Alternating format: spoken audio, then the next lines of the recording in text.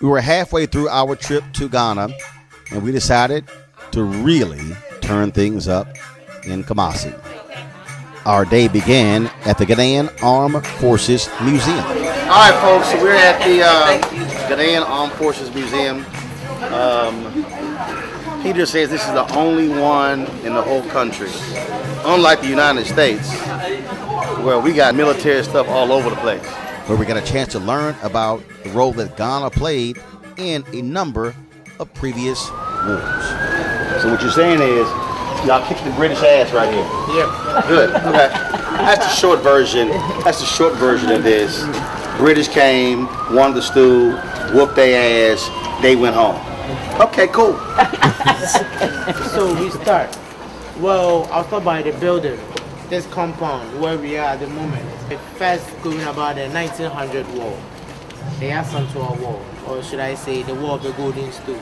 That was when Elko was talking about when Nana Asantua led the Ashantis to fight the British. That became the last war between the British and the Ashantis. And it happened right here on this compound. With the British, the Europeans inside this fort, the Ashantis and their troops all over laying a siege around the building. Now that was what the fight was about. You know, the British and their usual strategy, they had weapons, they had the guns, and then the ammunition to fight the blacks. The blacks were using the spears, the arrows, and the stones, and their little wisdom that they had by pulling the trees around the fort, making the white man shoot his bullets and wasting it. Yes, that was one strategy of Nana Asantua and the Ashantis. Yes, and eventually after about 4 months of fighting, the war was over. Now this building was originally constructed in 1820 by an Ashanti chief called Osetutu Kwame Nabonsu. He saw the castles and the forts that the Europeans were living in, and upon seeing them, he decided to live in one. That is why we see this fort here in Kumasi. Please come inside. So, you know, these people, these local people that the British came and the Europeans came to meet along the coast, they started training them as soldiers. You know, the Ashantis were conquering their neighboring states, and these neighboring states were running to the British for cover or for protection. So that was how the British got the opportunity and the authority over the local people. So these local people run to them, protect us from the Ashantis. They are coming to kill us, they are coming to take our land, so please protect us. And these British, these Europeans took it upon themselves to seize power and then to rule the local people. And that was when the colonialism started. I know it had started already, but that was when they started to go. So these people, these black people that this Europeans trained, they started using them as soldiers. Originally they were called the Gold Coast Regiment, before they were transformed into become the West African Frontier Force, and it was this West African Frontier Force that the British used to fight their world wars. So the First World War was from 1914 to 1918 against the Germans in Togo, Cameroon, and Rwanda. And in the Second World War, these soldiers fought against the Italians in East Africa and the Japanese in Burma, now called Myanmar. So in this case, we have some buttons that was displayed in the uniform of the Gold Coast soldiers. We have cap badges and then shoulder titles. You can see the GCR, the Gold Coast Regiment, the West African Frontier Force. We also have some ceremonial swords here. You know, these swords are a symbol of authority to military commanders. We have two from traditional Abyssinian soldiers, Pt.5 swords from Italian officers, and the last one, a German sword.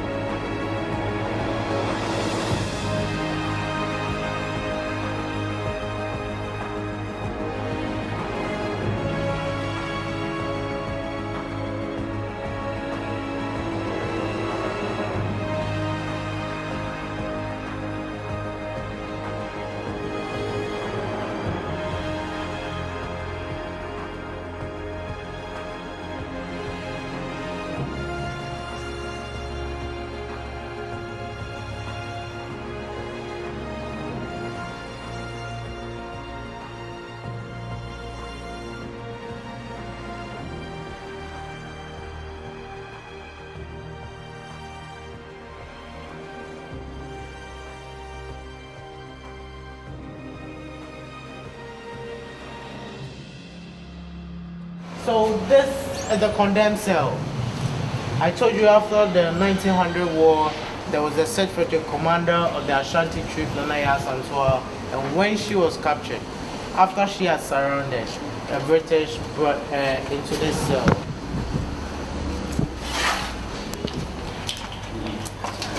Baby, Opa, I will come to you anymore after that. By inside. Okay. So, Nana Santua was kept in the room of 10 to my right. Wait, 10 people where? In here. And then go on in there. 1, 2. And if you were stubborn, you'll be chained to the pillar. Oh, wow. Oh, Lord. Oh, wow. So wait, it's 3 of us right now. Oh, wow. How many people? 10 people in here. Yeah. Rolling. We're rolling at.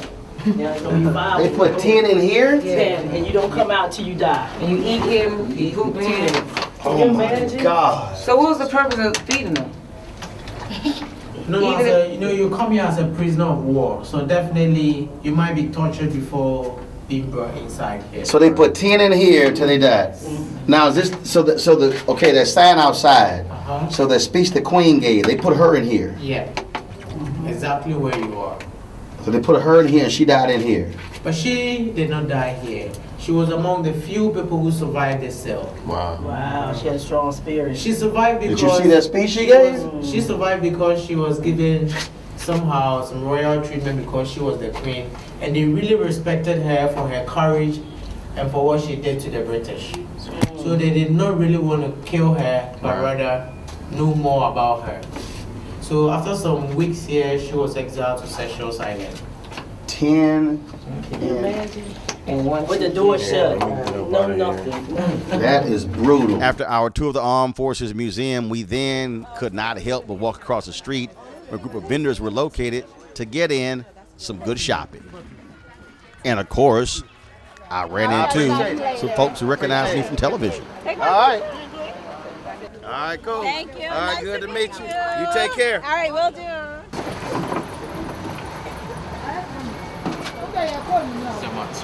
I got it. I know.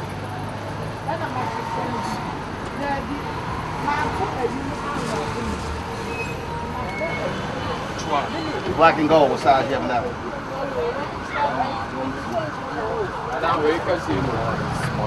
Okay. I got you. Is this brown or black?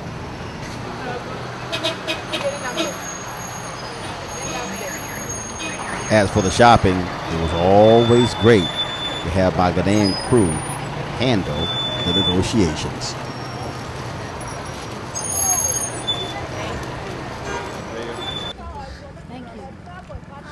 We then began to drive around Kumasi, which is the capital city of the Ashanti region.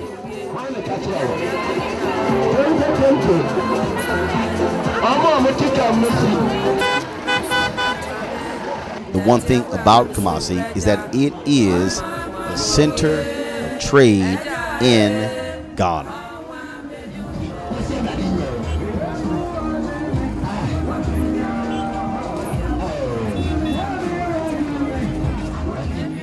Our next stop was the Kamfo Onoche Teaching Hospital in Kumasi, where the Kamfo Onoche sword site is located, which is a significant place for the Ashantis.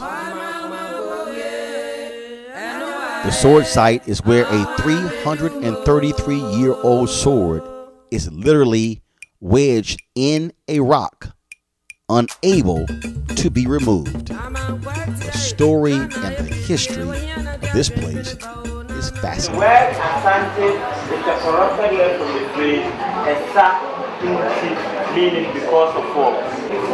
So Asante, which we call Ashanti. It's Asante, not Ashanti. Got it.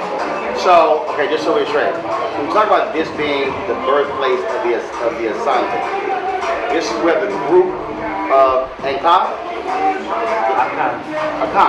This is where those different groups came together. They said, yo, we got a band together.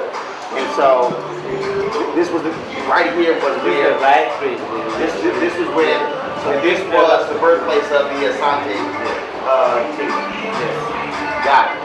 And you saying something. When Muhammad Ali came here, he tried to pull the sword out the rock. And it didn't work. Yeah, so, but if it's a sacred sword, why would y'all let him attempt to do that? Because he I Muhammad told Ali. you that. No, not because he was a Muhammad. People who before then, there were a lot of people who have been trying to remove it. I mentioned his name because he's the person you know. You know, when they were coming to construct the hospital, I told you, when they found the sword, they thought it was gold.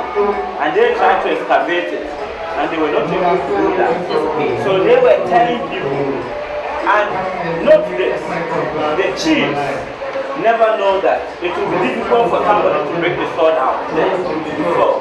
So when they got to know that, they decided to leave it like that. And a lot of people were also thinking that it was one of the wonderful things that the priest did in his time. So people come here and they say, oh, Fanachi did a lot of wonders. And it's one of them, and they want to try to remove it. Okay. So I thank you for coming. It's part of the prophecy. It's part of the prophecy. This will remind you of the prophecy that fulfilled. Have you ever tried to pull it? No. Thank you very much for coming. No, it's striking down. We have this Facebook, and you can also write on TripAdvisor and on the Facebook page as well. Wow. Who put the Bibles down there? That's my nation. I know. Did they do that or somebody else visited it? Somebody coming with the chicken sauce. You see the That's crazy. Let me get my blessings. That is crazy.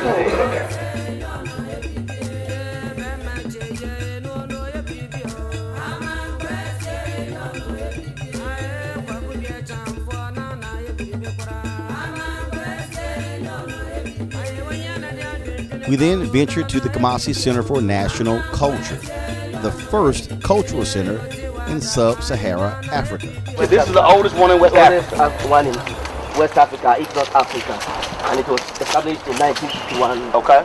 6 years before Ghana's independence. To preserve, protect, promote, and protect our cultural heritage in all its forms. And then we have the museum that talks about the history of the people. We have the performing arts department that has to do with, folk dance, drama and all these stuff. And then the visual arts where they engage in handicrafts, like kinte, pottery, ceramics, wood carving, metalworks, gold weights and stuff like that. And then we have the administration department as well. So now we're going to visit the museum, which is the oldest one in Ghana. This cultural center could not have been established without the support of the king then. When Dr. Chimatin told the king the idea that he had, here the lands are owned by the king. So the king said, wow, this is a brilliant thing. Right. So please take this big land, we'll support you to build a cultural center. So this museum was built 25 years of his reign. It was in his silver. Because he died in 1970. Yes. Okay. Yeah, he was crowned in 1931. 1931 as a king. He reigned for 39 years. And that's the thing for people to understand. So when you said this was the land was given by the king, so when people the grant even before Ghana was created, what you have here is you have this combination of government, of leadership between these kingdoms, these tribes, and then the government when it comes to land. Yes.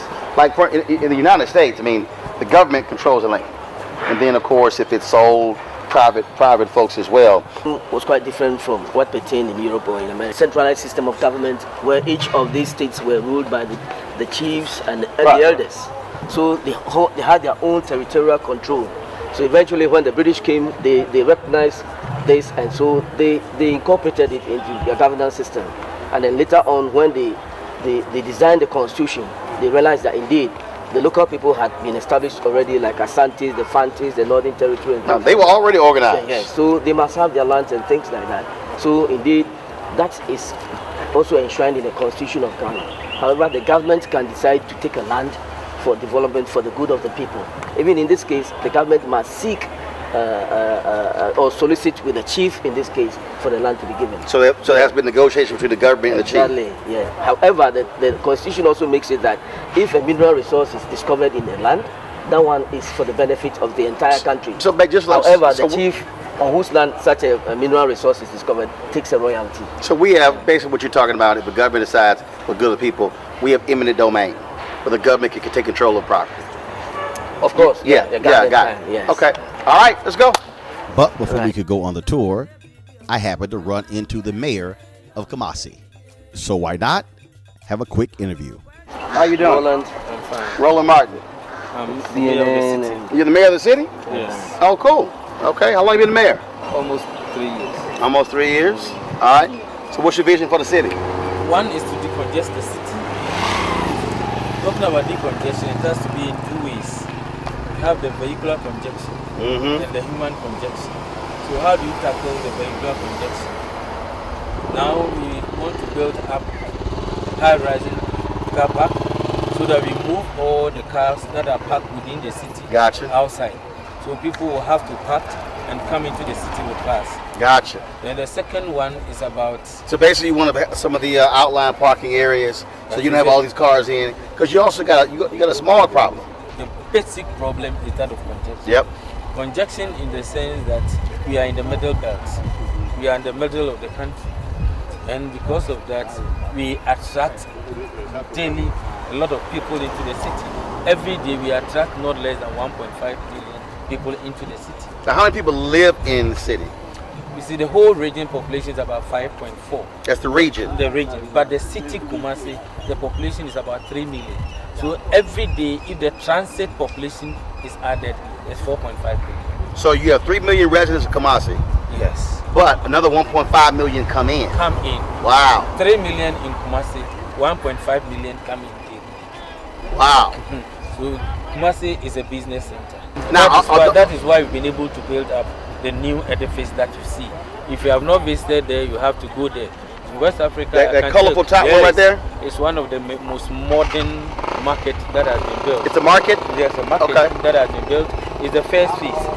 So we are operationalizing it with effect from January, meaning that we will move away all those who are selling on the streets, around the street. We are moving them in. This is just the first phase. So I've talked about the vehicular one, and I've talked about the human one. Now, The now human I gotta one- ask you. So you're moving them because for you, it's too many people on these corners and all over the place. all over the place, but now we are providing them a place for them to do business. So when someone comes to town versus that little spot, that spot, that spot, Yeah. what you're saying is come to a main market come center. to a main market and sell. You see, that is not going to be the only way. We are also coming out. We are also coming out with satellite markets. So currently, there are 2 satellite markets that are almost ready, because that is going to take care of the petty traders. Because here is going to be a shop. Okay. Yes, we have 8,042 shops. But those who are selling on That, tables, hold up, that'll hold Yes. 8,042 shops. That's a yes. big mall. It's very big one. Very, very big one. But those who are selling on tables outnumber that. So they are going to be moved into the satellite market. Oh, okay. Yeah, they are going to be moved into the satellite market. Once that is done, we've solved 2 problems. The third one that you mentioned is that of the environmental. Kumasi used to be the garden city of West Africa. But 50 years ago, the whole of West Africa, in terms of landscaping, trees and others, Kumasi tops all. But now we've lost them. But we don't want to stay at where we are now. We want to recapture our past glory. So now if we launch operation, keep the city clean and green.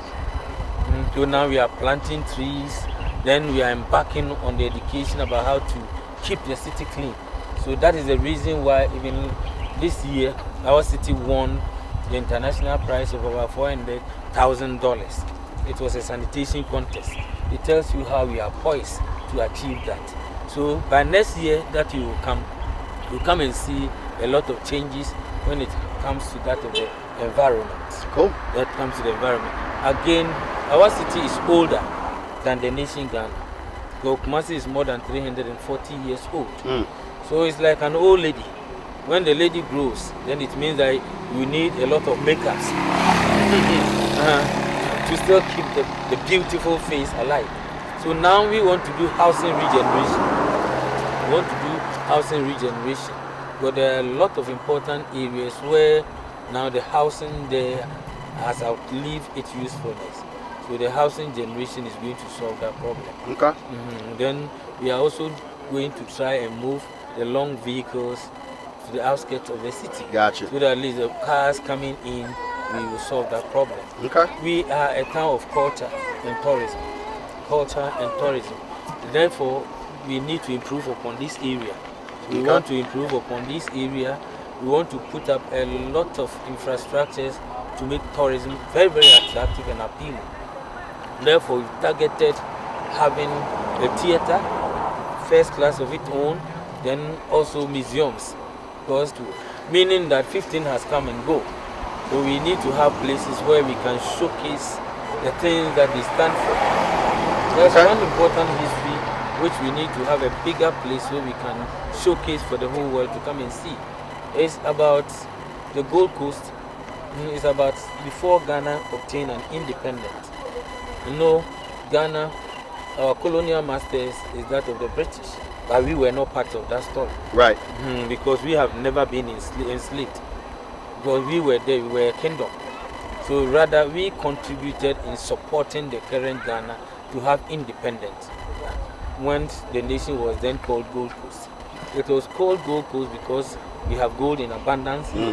But the first mine, that is Obuasi mine, is from this region, Ashanti region. The first gold mine. Yeah, it's from Ashanti region. So it tells you we have a history to tell. And the war between the Ashantis and the British. You know, Ashantis fought the British more than 4 times. Yeah, we went to the military museum. So we have a lot of history to show. But this is just the way. I have a lot to tell. When you say I understand. I appreciate it. Thank you. First of all, I got 2.5 million followers, so trust me, they'll see your story. Thank you. See, there you go. I got you. All right, Mr. Mayor, we're going to get a photo. After talking with the mayor, then it was time for the tour of the gorgeous cultural center. This is the traditional bathroom setup for the king. It is against the Asante custom for the bare foot of the king to touch the ground. If the bare foot of the king touches the ground, it's a sign of bestowment.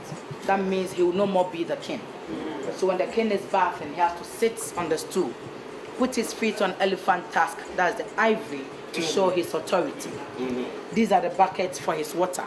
We have the local sponge, local soap, local towel made from plantain fiber, and the local cream, shea butter. But now the king does no more use them. But the tradition of his barefoot not to touch the ground is still maintained. Wait a minute, so when he take a bath, he still You got to be on top of it. I thought you just want to sit in the bathtub and just soak and just relax. You know, like by himself with nobody looking at him with his feet going. No, nobody should see the king barefooted. So if he's alone, nobody sees him. Okay, he can do what he wants. Yes, that's why here, if you are a chief or a king and your people want to distill you, that is what they will do. They will lift you up in public, move your sandals, and that will be the end of your throne. So if you are a king or a chief, you need to wear your shoes tight. That's wise. The traditional kitchen setup for the king. Here, women do not cook for the king because of jealousy and menstrual periods of women. Talking of jealousy, the Asante king is allowed to marry as many wives that he wishes. So if the wives are many and one cooks for the king, she can decide to put something in the food, not to kill the king, but to make the king love her more than the other wives. And for menstrual So that means she cook better? Men, yes, they do. No, I'm saying, but if that woman cooks better than the other women, then she becomes his favorite? No, she put something in it. Doing the cycle. Voodoo. Juju. She can put something in the food. That ain't no different than if you back to the United States and you got a woman who know how to cook, you gonna pick her over them other women. Not that she from South Carolina, because she cooking spaghetti. That's it. You stupid. You know And about for that. So how many wives does this king have? the current king has only one legal wife that I showed you. Legal. Legal wife. He has several traditional wives. Several traditional wives in the sense that he has to take care of his predecessors' wives. So they are all seen as wives for the king. But he has only one legal wife. So the previous king, so what, he takes care of them when they die, or does it matter? When they die. Because Gotcha. unless a king dies, you cannot appoint a new king. So when those kings die, if their wives, so essentially their first ladies are still living, the new king takes care of them. You take care of them financially. Gotcha. and It everything. What other ways he take care of them? Sorry? What other ways he take care of them? That, like giving them money. Her mind. You talking about do they have? No, I want to know that he really take him as a wife, like Yes, sexually and everything. No. He could get other wives like that though. He has his own sexual wife and His the legal others. wife. Yeah, that's the legal wife. Oh, but he can't get like several. No. Like some chiefs have different But wives. he can do that. He wants to marry more. He can. But they'll be called traditional wives. Traditional wives. But he has one legal wife. One legal wife. Got it. But All if right, he so was this like is a the kitchen. traditional- It's the kitchen. So who cooked for the king? Only men. Only men. Well, all the men in my family can cook. So only men cook for the king. So only men cook for the king, and this tradition is still maintained. And when they are cooking, they'll have a chief cook. The chief cook will sit and supervise. If nothing happens to him, then the king will come and eat it. Oh, so he The has chief to. cook will die first. Oh, well, just like for the president of the United States, there's a person who tastes the food of the president before the The president same eats. thing. Yes. And this tree here is called wisdom tree. It is planted in front of the king's palace to tell visitors that when they get to the palace, they should speak wisely, because we have only wise people, that is people with gray hair. So when you get in there, you speak wisely to them. They're gonna draw it out for the crowd. Just so you know. So let's turn and look at this chamber. Any of these symbols could be found on top of the king's umbrella to determine where the king is going. This is a horn. It's a symbol for war. Thumbs up, symbol for leadership. A bird which has turned the neck backwards. The local name is Sankofa. It means go back to your roots or trace your ancestries. Then pineapple. 2 hairs are better than 1. It is always better to work as a team than to work individually or alone. Fertility dogs, given to barren women in the olden days for them to treat it like their own baby. And when they do that, they could also become fertile and give birth to their own children if they only have faith in it. Please, let's look in the case. Leather bags for keeping gunpowders and smaller weapons for war. The 2 shotguns were the guns Ashantis captured from the British. The long one is a French made gun for hunting and for war. Shackles for war prisoners, executioner's knives. The rest are war dresses. We have the same war dress here. Asante war dresses? Yes. Got it. For the war leader, and they are bulletproof because of the charms and amulets in them. Wow. In the olden days, the kings were drinking from these pots. Their soup were kept in these ones. Soup? Soup. Okay. This is a treasure bag made of elephant skin. It was made by the traditional priest who brought the golden stool from the sky. When he made the bag, he warned Asantis never to open it because it contains the spirit of Asantis. And he said that the day that this bag will be opened, the Asante kingdom will fall. So for more than 300 years now, this bag has never been opened and no one knows what is in. Wow. That's 300 years old? Yes, more than 300 years. It's never been opened? No, nobody knows what is inside. And Wow. we are not curious about it because we don't want the kingdom to fall. Man, I'm kind of curious, but I hear you. What people speculate on it? We don't know. Some are don't saying even want to know. no. Don't know. Okay. Wow. And this is the fake golden stool Asantis used to deceive the British. Asantis made this one with copper and they plated it with gold. And because the British had never seen the original one before, they didn't know how it actually looked like. So they accepted this, took it to their country, and later found out that it was just plated with gold. So they removed the gold and brought this one back and fought with the Asantis. You can take that back to TSA and we can find out real quick. This one? Serving tray for the king, cream containers for the king. And these are caskets for keeping gold dust for the king. In the olden days, we didn't have camera for taking photos. So when a person in the royal family dies, they just look at the dead person's face, then use clay to mold a face like the person for remembrance. Design calabash to serve the king with cola nuts. Smoking pipes for smoking tobacco. Flint stone, when one is strike against the other, it brings out fire. Rock incense, they are burnt in the palace to drive away evil spirits. Gold rock from which we get gold ore. And then grinding stone for grinding pepper and other spices in the olden days. And these are gold weight and scales. for weighing gold dust in the olden days. Cowrie shops. Cowries were used as money in the olden days, and the local name for it is cedie. So they use the name cedie for the currency we are using now, which is cedis. So that's how we got the name cedis from. Traveling bag for the king. Tobacco pouches for the king. It's a bag? Yes, wow. That's the traveling bag for the king in the olden days. Wow. It's beautiful. This is a funeral urn. When a Asante king dies, they cut some bit fingernails of members in the royal family, shave their hairs, put it in the pot and bury it with the king to show that their spirits are with the king and that they're going to stay with him wherever he is going. The Ashantis believe there is still life after death. That is why over here, when the king dies, you can never say the king is dead, but we say the king has traveled to the village. So, so when the king dies, no one sees his body? No, they have a place. They have the place, special place that they bury the king, and we are not supposed to go there. It's only the royals who have the power to go there. No, so like what I'm saying, so when the king dies, it's not like it's a wake, you can go see the king's body. About a week. Okay. And then we have shovel for separating gold from sand. When we get the gold, they put it in the brass fish. There is a pot here. This pot belongs to one Asante woman who gave birth to 30 children. And yes, and even that she was still adopting more children. And this woman died out of hunger. So this is one thing that we got from her, and it has been placed here to tell Africans to give birth to the number of children they can take good care of. That hungry, she had to feed all the kids. So we move on to the next chamber. The 8 animals here represent the 8 clans or the 8 families of the Akan ethnic group in Ghana. Ghana is divided into 4 ethnic groups. Akan is one of them and is the largest, in which the Asantis are found.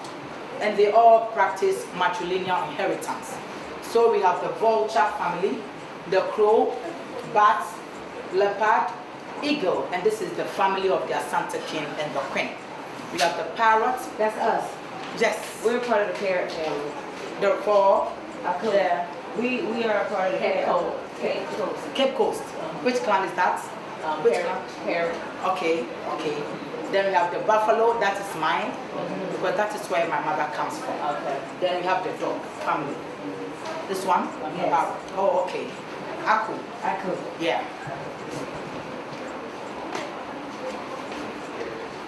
So your family is Abuna, and they are represented by the Aku.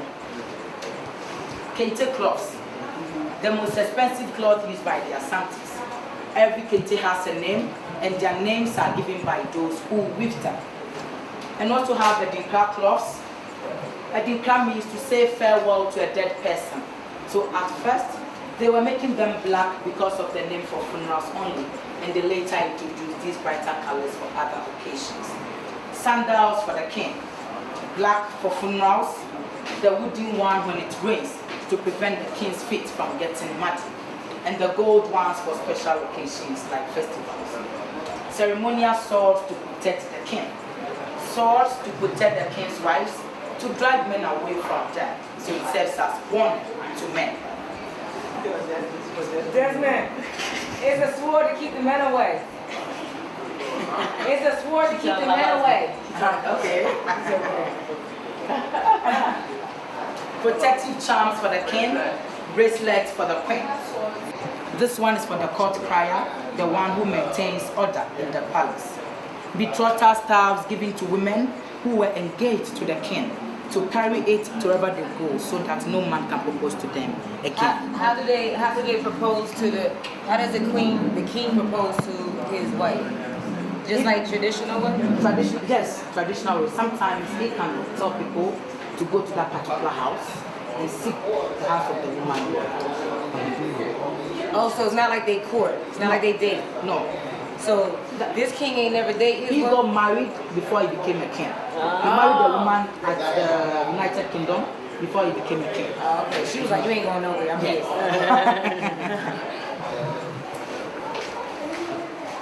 A replica stool of King Prempeh II. Then an infant chair of the immediate past king, King Opokuwari II. When he was an infant, A priest prophesied that one day he'll become a king. So they made this small chair for him. When he grew up, it came true, so they brought a smaller one. Speaking into your children's life. These stool and brass pan were captured by the Asantes in the 1600s when they fought and defeated a tribe in the central region of Ghana called Dentra. Asantes were subjects to the people of Dentra. So every year, Asantes were filling this pan with gold dust and they would carry it to the king in Dentra. The king later demanded for the favorite wives of all the Asante kings. And they said, you know, we cannot serve you with gold and bring you our wives as well. So Asantes fought with them, defeated them, captured this stool and brass pan as a form of their independence. Spittoons for the king. That is what the king spits into when he chews cola nuts. Our reward. This is a game. And this particular one was designed for King Pt.5 when he was exiled to the Seychelles Island 2010. So when he was coming back, he brought it back. Dining table for the queen. The oldest cloth used by the Asantes, we call it chen chen cloth, got from the bark of a tree called chen chen. At first, kente were black and white before these brighter colors were introduced. Then on top are Edinkra symbols. Number one is 2 crocodile patterns with 1 stomach. In the course of eating, they struggle for the food. It's a symbol for unity in diversity. And we have the moon and the star, symbol for faithfulness or fidelity. This one is for the queen. She also be carried out by 4 strong men. She will sit here and her feet will be kept here. These she has no cover like the king? She has this. This will provide shade for her. Ah, got it. Fan in her. Those are some huge fans. Yes. Okay. These tall drums are played for the king to give him praises. 1 rib bone and the vertebral bone of an elephant to show the mightiness of the Asante king. Brass pans used as wardrobes for keeping the king's clothing. Then we have royal funeral drums played for royals only. But if you are not from the royal family and the drum is played, you want to dance to the tune of it. You cannot dance with your handkerchief. You cannot dance with your sandals or slippers, or you need to remove them. If a man have your cloth on your shoulder level, you have to bring it to your waist level to show respect for the drum. Then talking drums for sending messages in the olden days. Calabash drums played for the king to make him walk majestically. How the drum is played will determine how the king will walk, whether fastly or slowly. And these are language staffs. This is corn. We are saying that when there is corn, there is no hunger, because varieties of food can be produced out of corn. And this is jiname, which means accept God. The last one here shows the innocence of a child. A war drum covered with leopard skin. In the past, when Asantes were going for war, they go with a lot of these drums, so that in case they find their war very tough, they will just hide in the bush and play the drum. When the drum is played, it sounds like leopard. So the enemies will think leopards are coming, they will all run away, and Asantes will deceive them. And it is played by scratching the surface. Wow.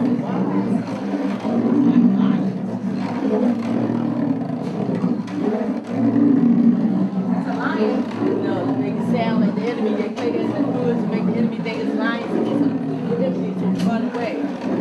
Oh, hold on, okay, that's the drum. Crazy. Our people are so smart. Hold on. Hold on, let me get How old is this drum? More than 100 years. Can you Wow. do that one more time again?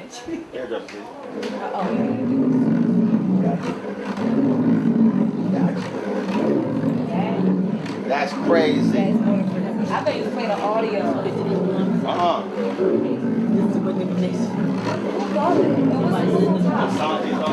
She said, Wait, it comes from the Sorry? It's covered with leopard skin. Covered with leopard skin. So when you play, it sounds like leopard. So she said when they would go to war, she said this is a war drum. So when they would go to war, they would hide in the bushes and they would play that sound to make the enemy think that there were animals in the bushes. Honey, we went on a canopy walk in the rainforest. If I heard that, I would have been running away. So that was the secret of the Asantes. So those, they didn't beat those. No, if you beat it, you will not get a sound. No, we won't get a sound. But if you scratch, wow. This is My people ain't amazing. My people was like crazy. And then it comes from a leopard. So this is a war drum, and those Talking drums. Oh, that's how they communicate Sending it. message.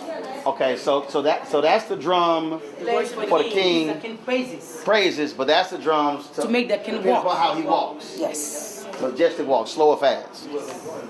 So with this, That's genius. Yes, it is. That's genius. Now, this is what you were talking about, the education on the bus That's before what we I'm got saying. Formal education? No, that's. Yeah, I didn't interpret picture. Never to Facebook. okay. So with this, we come to the end of the Well, talk. now I want to know about the cloth bag. Okay. We are selling them. Okay, that's the original, the king of cloth. That's what the queen will wear, or the queen mother wears. Which one? These are printed. Got Those it. are printed ones. Yes. But Those the are queen printed. mothers wear the woven ones. Right. the Got woven it. ones. And that's the All woven right. ones over there. Yes. That's Cool. what I want. Good job. Good job. Appreciate you coming down. Come on, baby. How much are those? All right. Like most places in Ghana, everything seems to be sold outside. And man, in Kumasi, it was unbelievable to see the kind of transactions and goods being sold every place on every street.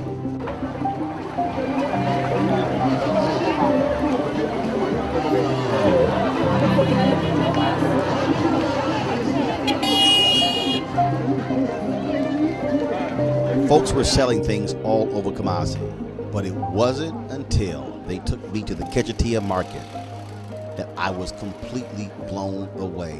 It was a massive, massive area where everything was being sold.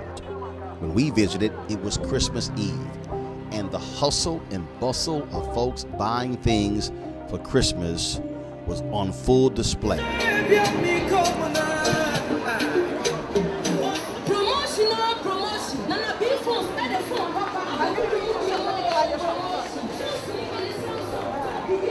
And to stand on a second floor balcony and be able to look across this massive, massive market was a sight to see. The Kechatia market is the largest open air market in West Africa.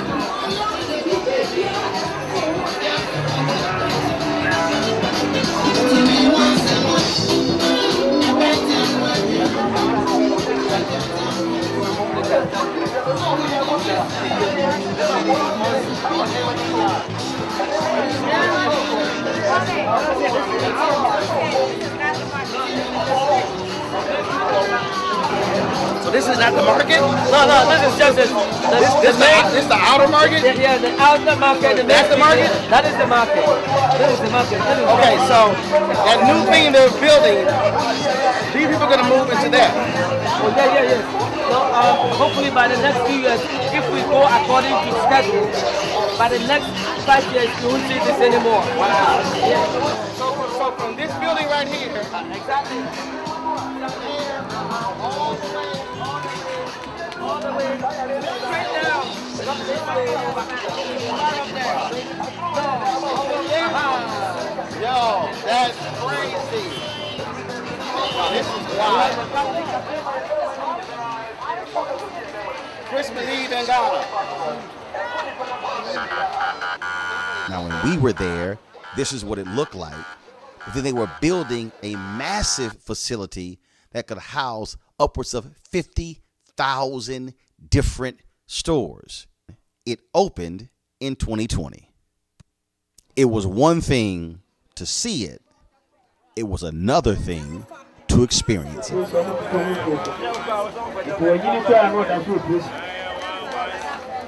Okay, I don't know. Yes. How much is this? You do it by yard. Yeah, how many yards is this? Two? Yes. 2 yards, 2 yards, 2 yards. Okay. Light and fluff for your mom. Yeah? Okay, something light color? No. Oh, this is, no, but see, this is Kente.